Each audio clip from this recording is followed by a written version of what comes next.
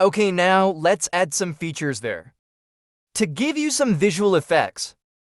To make our project look nicer. We will also look at some topics there to optimize performance. For example, to begin with, we see here that the trees at a certain distance render different. This is because Unity has a configuration there, has some characteristics there that we can control. At what distance do we want the rendering to start? Of the objects. In this case, the trees. If we select the terrain here, and we go to the inspector in the last tool, we have several features here in this regard.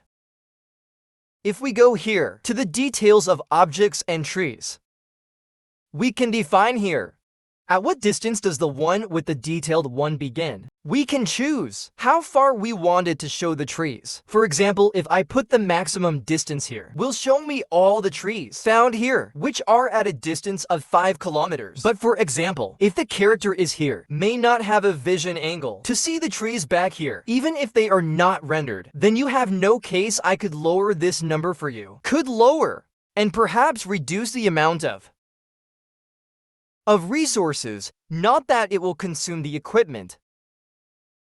I can also define at what distance I want to. For example, here shows the trees but is not rendering them. I can put it here. At what distance I want to render them would be with this. I could increase it in it and it already renders it. But anyway, if the character is here, maybe it is not clear up to this point, then there is no point in consuming so many resources. I can download it here at what distance I want. That renders, and only showing there as a silhouette, not indicating that there's a tree. Let's see, let's rotate the character we have here. Simulated. We are going to turn it over there to show more or less the trees there. Well, as I commented here, look for example at. You can see some trees there, but there is no case that I show them as they are. Because the character is not so close to them, because he will not even interact with them. What I mean by interacting, I don't know if it's in some game where you have to chop down trees or climb trees.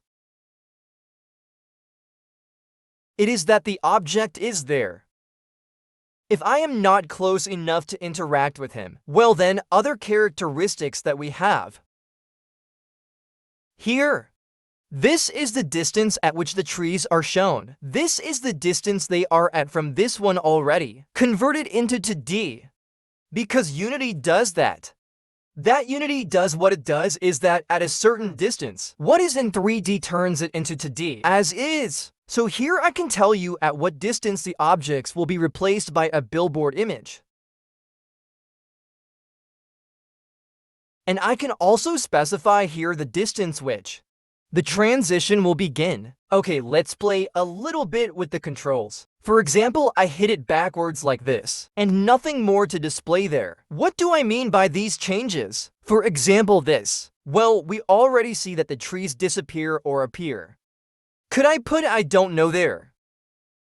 We could put it there, for example, and would no longer be shown. The trees found in the mountains, I would no longer show them unless I get closer to the mountains. Are going to start appearing. We could also put this one for example. This one is for modification.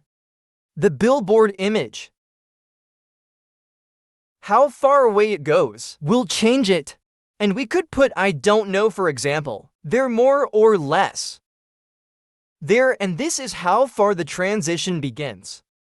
And we could also play with this control of a how far rendering starts. Let's leave it at that. Okay.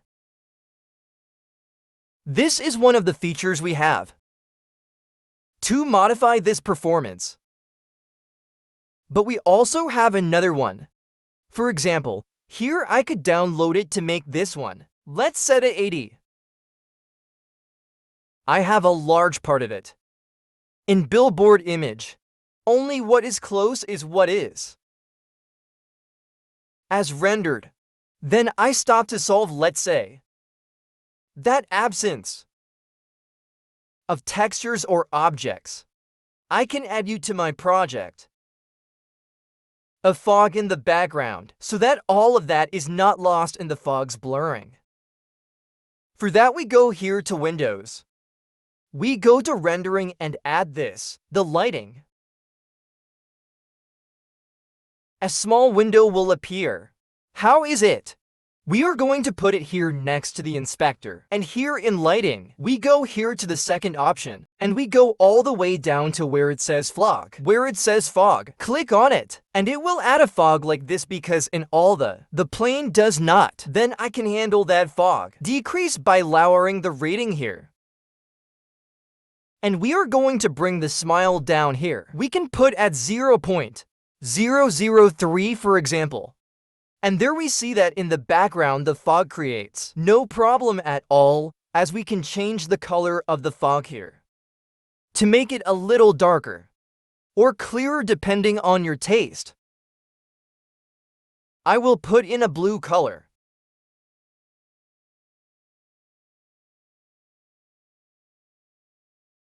There it is. Let's also give it a little more density, like 0.005 for example.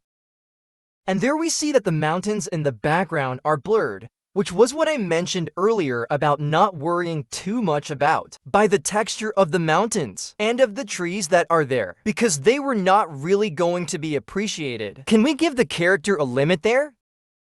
Set a collision limit in the mountains, so that you can't climb the mountains and this one, and he's not going to like that. Okay, then as I mentioned here, you can increase. Put 6 I think with. 6 looks good. These are you. Tree textures. As they are not lost, they are blurred there. If the character is getting closer, for they are going to leave showing the trees. The fog will always be in the background. The fog will always be in the background. So as I mentioned here, we can play with the color. This color, we are going to give it a color. Something like this, more or less.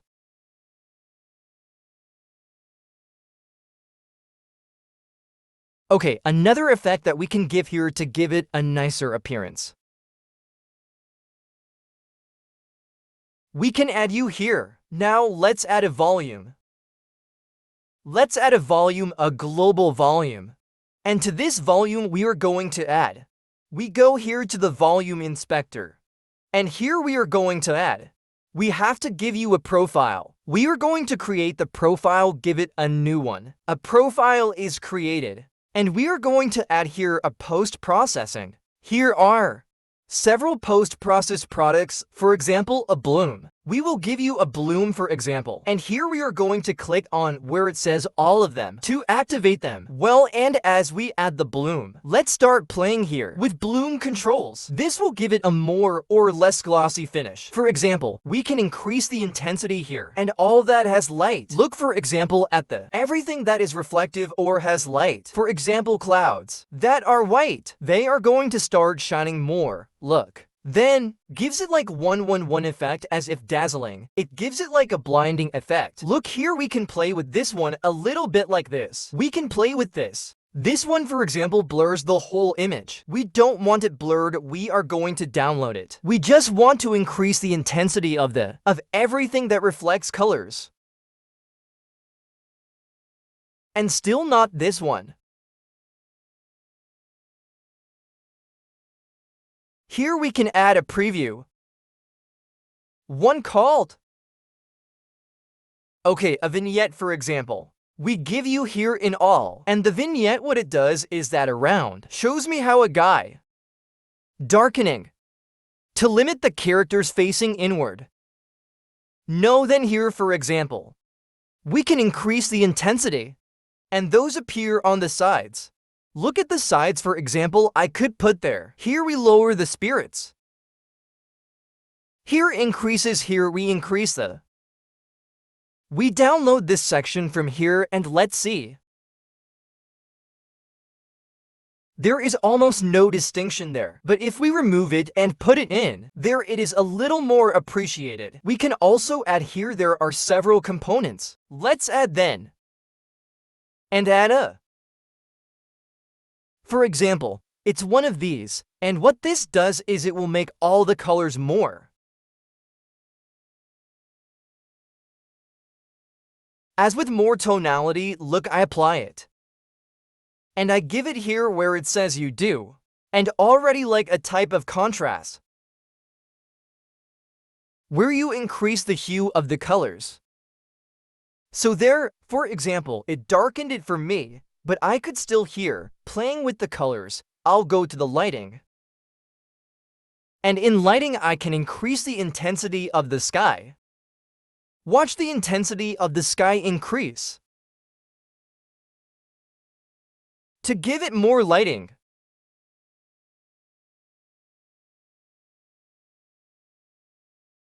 We could even play with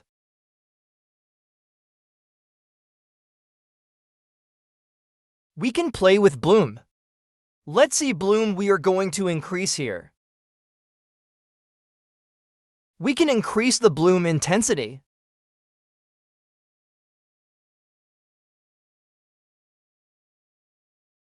This one we downloaded. We decrease the tone of the vignette. We decrease the vignette. And something I am seeing is that the textures, these ones here are not very bright, not very reflective. They don't reflect everything else. They reflect light except for the texture of the grass, so we can change that texture, even the one here. Let's go here to this one and let's go to textures, and here we have to textures, one of grass and another one like of soil. No, okay. Then what we are going to do is select our terrain. We go here to the second tool. And we go to the painting. And here we are going to select these. Here we are going to, well, first let's block this one, this little eyelash, so that it does not move it. We are going to select this and we go here to layer properties. And here is the texture of that layer. Then we are going to change it. We are going to put this one here. We are going to press it and place it. And I've already looked at it. It's a little bit brighter. We can still do the same with this. We select this. Look to see the change. I'm going to give him a zoom. We put this one here, and there it is. Already changed it. Look, now this one is a little bit more brighter. Okay. I can also play with. For example, we select this, and here in this section you have the normal map. What it does is that it kind of, as if it were a X-ray of this more or less. And here I could increase it here. And it is increasing there as if the grass cuts are. But since we have the normal map of the other one, of the other texture, if I increase you a lot here, the previous texture will not be seen. I say this, I comment, because this one we add does not have a normal map. The ideal is to create a normal map of this same and add it here. Okay, just as it is, it already has a little more color. This section and this section here as well. We can return to play with the controls of the bloom for. To make it less intense, no, because if we realize the floor is shining very brightly, let's put to see 0.7. I think it looks much better here. And let's see here that it has a scale. If we increase it a lot, it looks half ugly. Nor is it that the floor shines brighter than the sky. That we are going to increase it a little bit. We leave it in 3. How 3 would look very good. And we have the vignetting. I think the vignetting looks very good. And we are going to tie up a little more grass here. To give you more encouragement, we are going to select the terrain. And we go here where the grass is. Here is the grass we select. We remove these. We just put the grass. And we can begin to. A delicious meal. We are going to increase it here for the grass. We are going to here and increase the density. There it is, look. As the density increases, everything is filled with grass. As it was already painted there in the grass, nothing more. As the probability increases, begin to appear more elements. We can reconstruct all this from here.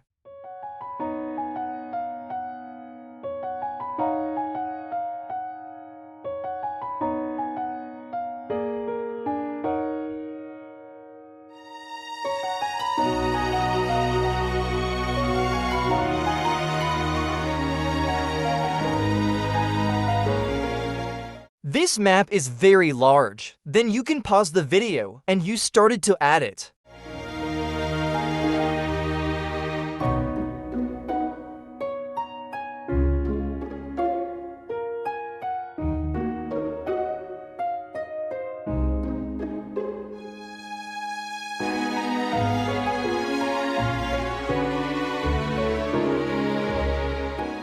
This already looks nicer because of the lighting effects we added, right? And if we put the character a focus, we move it. We are going to move it here in front of the house.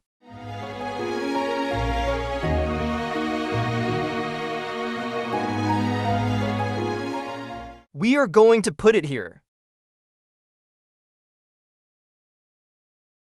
And we realize that. Let's put the camera here. And there we see that it already looks much better. The bottom is already better appreciated the mountains. And I think with that we conclude the practice of terrain development on terrains.